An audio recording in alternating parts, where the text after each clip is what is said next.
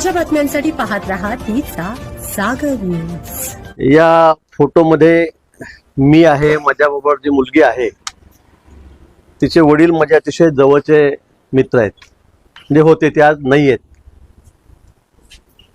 त्यांची आई जी आहे तिची माझ्या बहिणीच्या वर्गामध्ये शिकलेली आहे, कॉलेजात ते सोबत होते, त्यामुळे आमचे घनिष्ठ संबंध आहेत आणि अतिशय कौटुंबिक जिव्हाळ्याचे संबंध आमचे आहेत। माझ्याकडे असं कुठलं गणपती नसेल, दुर्गोत्सव नसेल, कुठला सण नसेल की त्या सणामध्ये यांचा परिवार कधी हजर नसतो।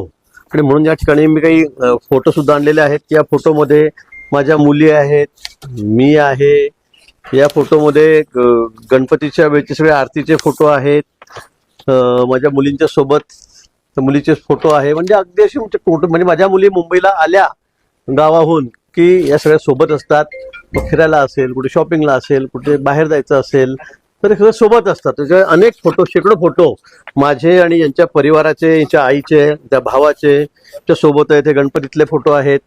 माझ्या मोठ्या मुलीच्या मुलाला खेळवताना ती या ठिकाणी दिसते, फोटोमध्ये दिसते। असे अनेक फोटो मी आपल्याला दाखवू शकेल की ते या ठिकाणी आहेत। हा गणपतीच्या आरतीच्या वेळेचा फोटो आहे माझा, माझ्या बायकोचा। मोठा उत्सव आपण मुंबईला करतो त्यावेळेला सुद्धा ती त्या ठिकाणी असते, तिच्या घरचे सगळे कुटुंबीय हजर असतात, भाऊ असेल, आई असेल, आणि इतके आमचे जिव्हाळ्याचे संबंध आहे। आणि असं असताना गेल्या 4-5 दिवसापासून आपण बघतात की जाणीवपूर्वक काही माध्यमातून काही लोक हे फोटो आमचे त्या ठिकाणी सेल्फी काढलेले त्यांच्या माध्यमातून दाखवतात आणि त्याचा वेगळा अर्थ लावताय। खरं म्हणजे त्या सेल्फी काढण्यामध्ये आता आपण फोटो जर बघितले असेल तर काही नाही, माझ्या मुली जसे फोटो काढतात माझ्याबरोबर तिच्यासोबत काढलेले आहेत, अनेक फोटो आमचे आहेत, तसे तिने पण फोटो काढलेले आहेत। पण हे काढत असताना आजूबाजूला माझ्या मुली आहे, कुटुंबीय आहे, तिचे कुटुंबीय आहेत, पण ते क्रॉप करून त्याच्यामध्ये छेडछाड करून ते कापून फक्त आमच्या दोघांचाच फोटो त्या ठिकाणी दाखवलेला आहे, मुद्दामून।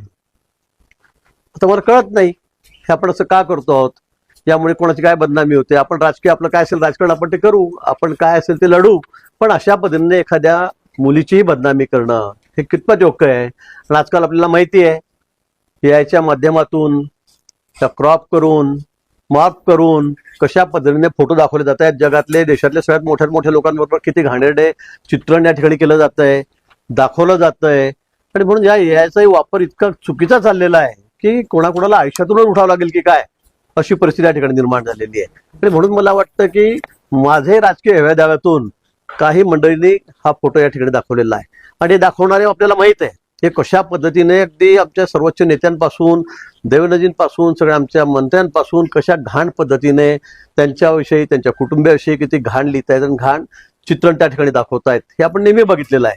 आणि म्हणून या संदर्भामध्ये मी तक्रार सुद्धा केली, पोलिसांमध्ये तक्रार केली, आपले कमिशनर आहेत यशस्वी यादव त्यांच्याकडे सुद्धा तक्रार केली। आणि त्या तक्रारीच्या माध्यमातून जी चौकशी समोर आलेली आहे तिचं सर्टिफिकेट मला या ठिकाणी मिळालेलं आहे।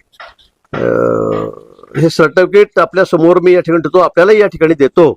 आणि याच्यामध्ये सरळ क्लिअर कट हा रिपोर्ट आलेला आहे। मी प्रायव्हेटचाही घेतलेला आहे करून, मोठ्या एका इन्स्टिट्यूटचा, आणि सरकारी पण घेतलेला आहे तक्रार देऊन। आणि या त्यांनी अगदी शेवटी अगदी क्लिअर कट म्हटलं, it is hereby certified that the aforesaid images has been tampered with and modified. म्हणजे याच्यामध्ये छेडछाड झालेली आहे, याच्यामध्ये बदलाबदल केली गेलेली आहे, असे सगळे फोटो आहेत। म्हणजे आजूबाजूचे सगळे फोटो कापायचे, आम्ही आता या ठिकाणी 2 जण उभे, फक्त आमचे चेहरे दाखवायचे आणि काहीतरी मग त्यात विक्षिप्त लिहायचं। सेल्फीमध्ये काही नाही, सेल्फी काढलेला आहे, त्याच्यामध्ये 5-7 लोक होते, त्यांना कट करायचं आणि आम्ही दोघांनी फोटो काढले। बरं, याच्यामध्ये आक्षेपार्ह काय मला हे कळत नाही।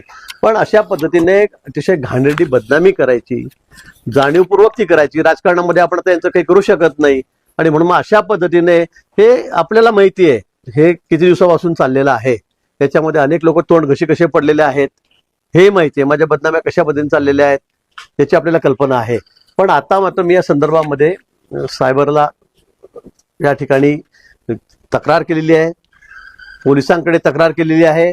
आणि हे असे ज्या पद्धतीने जे उद्योग करतायत रिकामे लोक, त्यांच्यावर निश्चित आळा बसला पाहिजे, त्यांच्यावर कडक कारवाई झाली पाहिजे। मी माननीय मुख्यमंत्री महोदयांशी बोललेलो आहे, त्यांनाही पत्र दिलेलं आहे। या संदर्भामध्ये कोणी असेल, मी असेल, उद्या कोणी असेल, कारण इतकं घाणेरडं दाखवलं जात आहे की बघवत नाही आणि काय करावं या विषयावर काही कळत नाही. सबस्क्राईब करा तिचा जागर न्यूज, शेजारी दिलेलं बेल आयकॉन म्हणजे घंटी दाबा, जेणेकरून तुम्हाला आमच्या साऱ्या अपडेट्स येत राहतील.